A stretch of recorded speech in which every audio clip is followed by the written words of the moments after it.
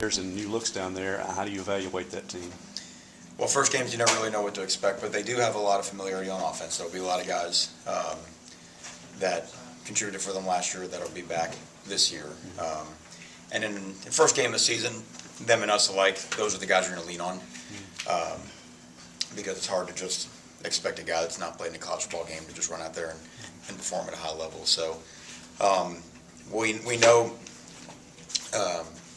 who they have from watching them play last year. I expect them. I know they made some changes in their strength program, and I expect that to change the look and the feel of their team. We expect a much improved version from what we saw a year ago. What can you take, if anything, from playing against them last year at Louisiana Tech? Yeah, I mean, there's familiarity, which means that they have also familiarity with us. So certainly we've been able to study the Mississippi State game last year and the Louisiana Tech game last year, and obviously schematically there's not dramatic changes in terms of both. But that being said, you're still trying to cater to the personnel that you have at any given time. So we've got to do what suits our needs best now, which is the same thing they have to do offensively. Jumping on Logan's question, you've seen Todd Monken's offense 3 of the last 4 years, being at Texas when he was at Oklahoma State. So you have familiarity with him, don't you? I do, and I think he's an outstanding offensive coach. And when you watch their whole season last year as a whole, this is sometimes hard for the fan to see. They've got a great scheme. They've got a great system. They've got guys open. There's probably every game they had a guy behind us twice last year in the Louisiana Tech game. There's probably every game where they're behind the other team's defense for a touchdown, and the ball maybe is overthrown by 6 inches, underthrown by 6 inches. Their execution is just off. So it's not what they're doing that's the issue. So to me, and a guy like Chip Lindsey, who's also a very good coach, sort of comes out of more of the Malzahn type system. So they're not devoid of ideas. They know what they're doing, and you can see it. It's just a matter of the hardest thing in this profession is being persistent, understand that you're doing the right things, and you either continue to develop the players that you have, or you bring in new players that can execute what you're doing better. So I think they've set themselves in a position to have a really good season, and we believe that we'll have a heck of a challenge Saturday night. Their depth chart has a lot of oars with the quarterbacks and the running backs. At this point for an opening game, do you even really concern yourself with who's going to play for them and just focus on yourself, or how does that work? Yeah, that's become the neatest thing in America now. I mean, to me, preseason All-American should be Orr, because it's everywhere. You know what I mean? Orr is a heck of a player. It doesn't really matter because ultimately they have to do what they can do. They've got to run their offense. We've got to run our defense. And I don't think that while the different backs may have different strengths and weaknesses, and maybe the quarterbacks do as well, you still have to put in your system to run it the way you want to. So we'll get ready the best we can for what we expect them to do, and I'm sure they will for us. And again, which guys in the game, we will adjust accordingly. You mentioned having 3 different stops against Todd Monken. I mean, does that factor into your game plan at all? Are there some tendencies you've shown in the past that maybe you look to hide in a situation like this? Yeah, but then you can also outsmart yourself. You can start to say, well, we did this and this worked, and should we do something else? Or there's no doubt that it gives you a good sort of baseline point to study in terms of what you would have done differently. Because after every game, you always critique yourself. If you had to play it again tomorrow, what would you have done differently? But at the same point, we have a different team. This will be the 3rd different team that I've traveled to play them with, and so all those teams have different strengths and weaknesses. So again, like I mentioned, we have to do what we do best to play against us. We know that he'll do a good job of asking us questions of our defense. So our concern is making sure that we're sound, we're gap sound versus the run, we're coverage sound versus the pass. We're on top of all their routes vertically, and go from there. I think your defense had 17 more turnovers than Mississippi State did last year. How do you kind of bring that into your scheme here and increase the number of turnovers that Mississippi State gets? There's a couple different ways where it happens. I do think that certainly our system of tackling. We hope their system of tackling and being a really good tackling football team, that's going to help to get the ball out, leveraging the football. You got to get around the quarterback. The quarterback's the guy that turns the ball over more than anybody else. And then the last part of turnovers is if you're on a good team and if you have leads, which is what the situation we had last year at Louisiana Tech. If you're playing from ahead, the other team has to press. They got to try to make things happen, and that's usually where a lot of turnovers come. One of the turnovers we had last year at Southern Miss was the last play of the game. They just threw the ball downfield and we picked it off. So it's a team thing really. So if the offense can score points, special teams can do a great job. you put the pressure on the other team's offense. Where we always talk about we gotta convince the turtle to come out of its shell a little bit, because usually teams are going to go into the game. They're aware of that.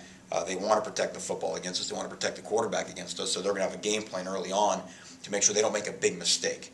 And so we have to be sound what we do and try to draw the head out of the shell a little bit, and then when we get it, we can pounce. So much was made last year with the rotation, 1A, 1B. How do you kind of approach that, finding your guys with it being the season opener? I know you want the guys that are going to produce, obviously, on the field, but how do you kind of approach that, finding your right rotations and stuff like that? Well, I don't know that we'll know really until we get to the first couple weeks of the season, until we really know what we have in the games. A lot of times the players, they know it themselves. They know what the rotation should be by themselves. We always say as coaches that, we tell the guys, you have to earn the trust of the locker room before you even get concerned with us, because as coaches, we put a guy on the field that the team doesn't feel overly confident about. It reflects poorly on us. As we mentioned before, last year's team just had such an unusual amount of experience depth, which is not our case this year. So, but that being said, I'm still a believer in playing a lot of people on defense. That's something that I did here the first time I was here, and as a defense staff, we're committed to doing that. Now, what does that snap breakdown mean? That's what we're going to find out. That's where we have to find out our rotation in the coming month. And in my mind, what it is in September, it should be different in October, and I would imagine it'll be different in November as our depth of our football team continues to develop. At linebacker, you lost Bernardjic and Matt Wells. How did the competition for those two spots kind of play out heading into game week? It's been neat, really going back through spring ball, because the guys recognized that that Bernardjic and Matt had fantastic careers and had a great season last year both. But at the same time, that's why they get recruited to come play at Mississippi State. They were really excited about the opportunity.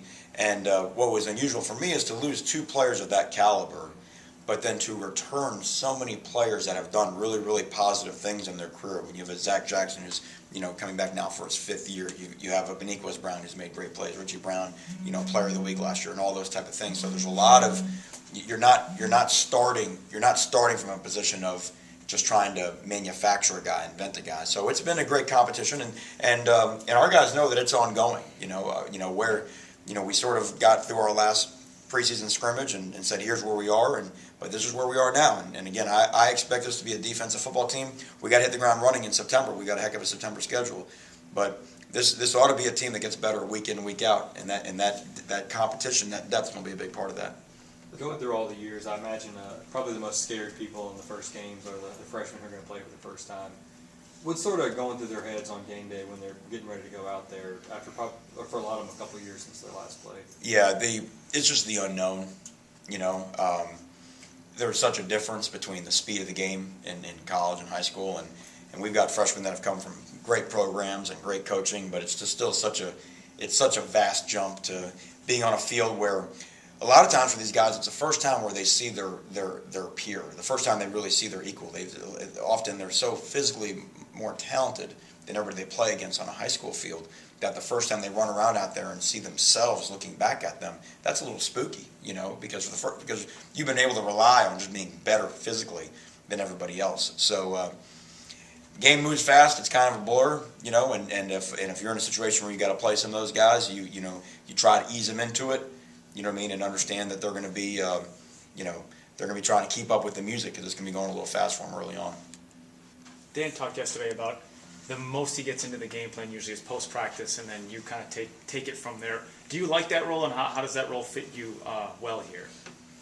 Explain. He said yesterday that the most that he gets into the practice is our game plan, I guess, is after post-practice. He'll discuss what went well, what went wrong. But he basically says, I want 11 guys running to the ball, play aggressive, but after that, it's kind of your show. How does that fit you, and how much do you enjoy that, I guess? Well, it's easy because, for a couple different reasons. One, at the beginning, Dan and I are already philosophically aligned, defensively. Two, what we do defensively has been really in place now for a 4 or 5 year period.